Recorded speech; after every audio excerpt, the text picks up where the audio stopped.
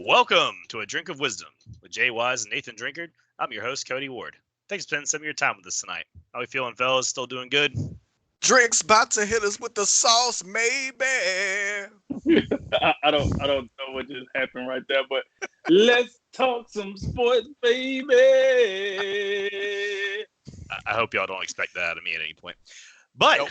you can expect this. In episode 57, we continue to look at the NFL free agency landscape as the Eagles and Chargers strengthen their secondaries. Cam Newton's future remains uncertain, and we examine the remaining free agents that have the most value. But first, we begin with some big-name running backs finding new teams. Los Angeles Rams saved $10.5 million by releasing star running back Todd Gurley on Thursday. Gurley signed a 4-year, $57 million extension 2 years ago with the Rams, but injuries have derailed his former All-Pro production. The Atlanta Falcons were quick to pick him up and hope to get back to those ways. Melvin Gordon also found a new home, inking a 2-year, $16 million deal with Denver. Gordon has dealt with some injuries in his own contract holdouts, but has been very productive when he's healthy. So, Drink, which team is going to wind up being happier with their signings? Well, I think it's two ways you can look at this. I think financially, you got to go with the Falcons. They only signed Gurley to a 1-year deal. So even if he go out here and drop a complete dud, you only got him for 1 year. You get him off the books. You move on, and that's a blimp on his career. If you're talking about productivity, I'm going to have to go with Melvin Gordon because Melvin Gordon he's getting added to a backfield that already had one Pro Bowl running back with Phillip Lindsay. So now he's getting added to a 1-2 punch. He just left out of a situation where he was with a 1-2 punch. So he's more familiar with what he's going to do with Denver than what Gurley is going to do with the Falcons. So you got to understand this. He's leaving the Rams where, when we just talked about this, when the Rams was at their best, it wasn't going through Jared Goff. Let's be serious here. It was going through Todd Gurley. Now he's going to go to the Falcons where that is Matt Ryan's team. I mean, I can't remember the last time, we really talked about, hey, that guy in the backfield since Matt Ryan been there. It's always been about Matt Ryan, what he does, how he does. Not to say running backs don't matter, but Devontae Freeman did do enough to get that big contract he got. Then once he got hurt, he was downhill. He was like the stock market. So,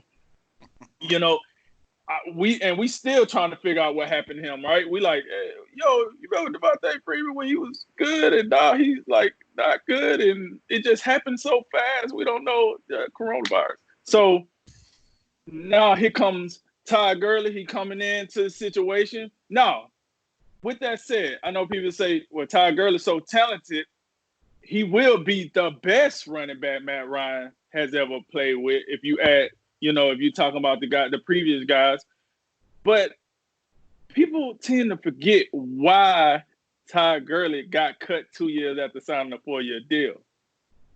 He has problems, folks. You got to look at that knee.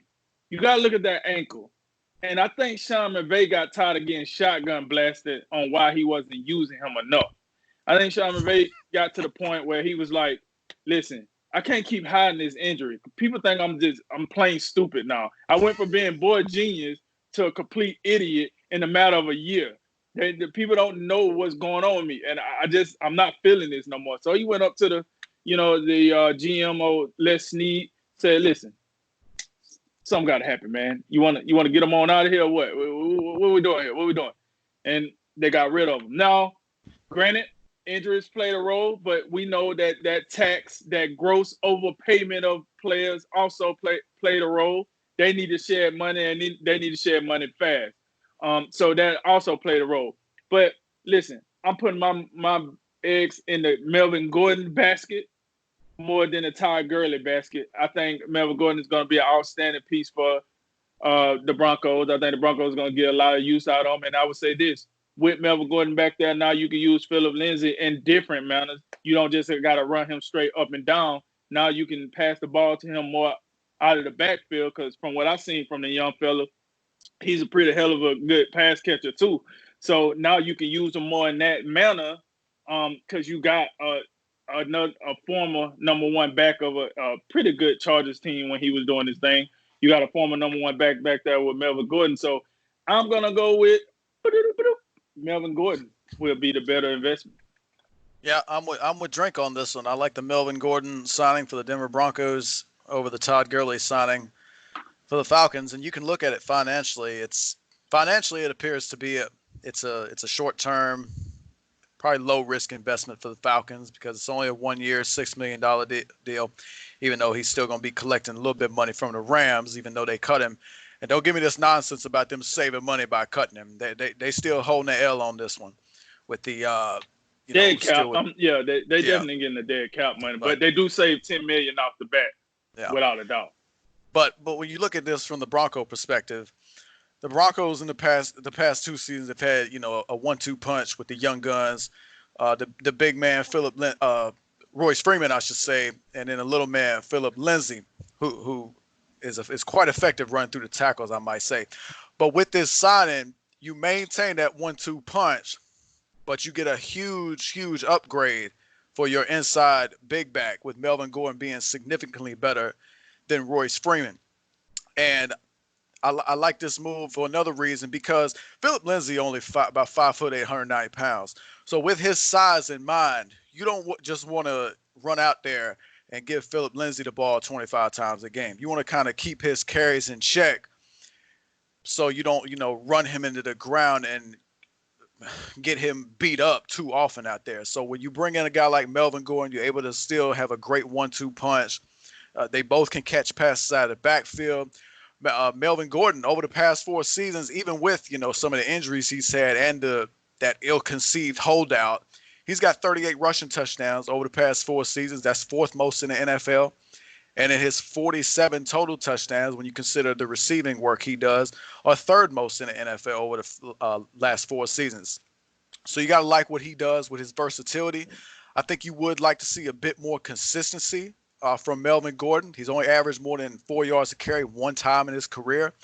I would say this in regards to his performance last season. I think that holdout really hurt him. I think the Los Angeles Chargers, I think some people around the league, they really think Austin Eckler is a better running back than Melvin Gordon.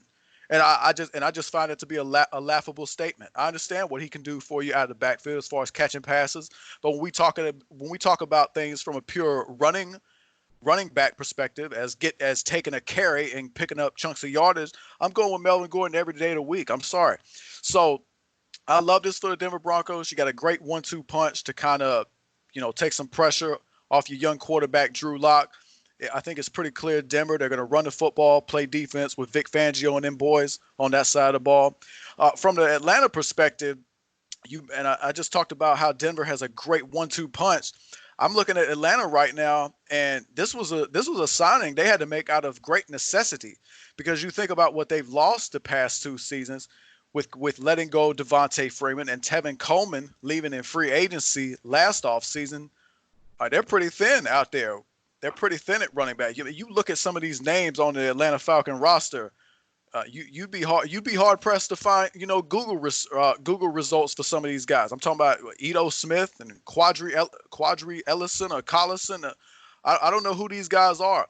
So and to that point, you signed Todd Gurley, but when you consider his injury history and what and his usage last season, I'd be nervous about the Falcons, even though it's only a 1-year deal, because ever since the 2018 playoff run, when inexplicably C.J. Anderson was getting the ball consistently for the Los Angeles Rams, we've been confused for over about a year and a half now, just confused about what's going on with Todd Gurley and why Sean McVay neglected to give this man the football. And you bring up a great point. Maybe Sean McVay's tired of getting the smoke from guys like us. Just what are we doing? You made the Super Bowl, giving the ball to Todd Gurley, and now just all of a sudden we just forgot he's on the roster. We forgot he's a thing. So with that in mind, I don't believe Todd Gurley. I think he's got a serious chronic issue going on with his knee. I don't know if we'll ever see that all-pro version of Todd Gurley, because back when he won Offensive Player of the Year in 2017 and was a first-team All-Pro 2 seasons in a row, I think those days are over for Todd Gurley. And with those things in mind, I'm taking Melvin Gordon. Yeah, guys, I think y'all are absolutely spot on. Melvin Gordon projects to be a much better signing than Todd Gurley is going to be.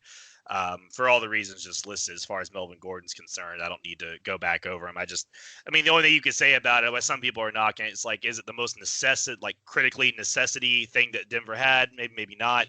But hey, you go out there, you got a chance to put a guy like that on your team, you do it, right? In Atlanta, Todd Gurley, there's two things I look at. Number one is, of course, the injury history. Again, this is not something that was just one season. Sometimes we see a guy, they get hurt for one season, they come back, and they take a little time to knock the rust off. But this is chronic. This is something it hasn't just been a half a season or a couple games, and he had a whole offseason, now we're golden. That should have been last year. And last year, the production wasn't horrible. 1,000 yards from scrimmage, 12 touchdowns. We look at that yards per carry, 3.8. It's just, there's something not right, especially you're talking about a guy that did what he did. Man, there's just something wrong. And when those injuries tend to linger, you start to wonder, is it in the guy's head? Is it some kind of damage that just can't be repaired? And it's just going to be a problem his whole career. So it's very hard to accept that, oh, yeah, he'll just bounce back and he'll be the Rams Todd Gurley we all remember and was on all the commercials. And the other reason I don't really like this for Atlanta is how much better is Atlanta really going to be? Looking at their post-free agency, you consider who's out and who's in. You lost Austin Hooper, Desmond Trufant, Vic Beasley, Devondre Campbell, and two rotational guys on that offensive line. And when you're 30th in rushing, we all know that just can't be the running back. There's other things involved, right? There's some schematically your play calling, but a lot of it can just be your offensive line that just hasn't really panned out. We all know that an all-world running back can just look like real mediocre real fast. Last year in 2019's draft, you picked up Chris Lindstrom from Boston College, who had a 43 rating from Pro Football Focus before he went on IR. And your other first-round pick.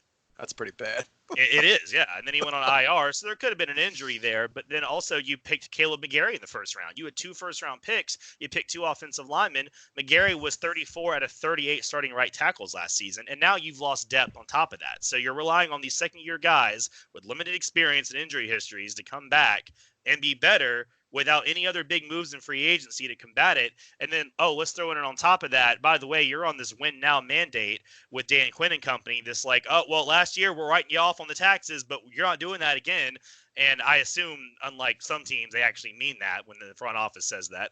So if that's the case, you got a win now team who lost a bunch of talent, who doesn't have a great offensive line, and now Todd Gurley's got to come in there and be this dude. I don't know. That's a whole lot of pressure. So, yeah, I got to agree with y'all. I think Melvin Gordon's definitely going to have the better run here of these two players. And one thing I forgot to hit on when I was talking was the level of competition. You got to understand Atlanta going to be in the better of the two divisions at this point. I think you're going to need Melvin Gordon a lot. You're going to need Todd Gurley a lot more in that NFC South than you would need Melvin Gordon in the AFC West. Not saying the AFC West is garbage. I'm not saying they're bums, but we just seen what the Bucks did. We know what the Saints is going to do. And, Carolina might make a little noise down there, too, because they got a guy, you might have heard of him, Christian McCaffrey. So that division is going to be a lot tougher than what Melvin Gordon might deal with. And like we said, he has a co-partner in that backfield where you won't have to rely on him to do as much as you probably going to need out of Todd Gurley. No, I agree with that 100%. When you look at what the Bucks have done, and we know that how potent the Saints are going to be year in and year out, at this point, you would probably just go into preseason, say the Falcons are the third best team, which that's probably not going to get you in the playoffs, considering you only get 2 wild card spots. And we know the NFC West is going to be tough, and you still got the Vikings and Packers to contend with in the NFC North. Whereas out in Denver, we know what the Chiefs are going to do. They just owning the AFC West right now. But the Chargers and Raiders, I'm not sold on either one of those teams. Y'all not sold on either one of those teams. So Denver should have a reasonable chance to really compete for a wild card spot this year. And by the way, to just circle back to the original question, if you'd asked us this question 2 years ago, it would have been absolutely laughable and blasphemous to choose Melvin Gordon over Todd Gurley. But that's where we're at. True. Things change in a hurry.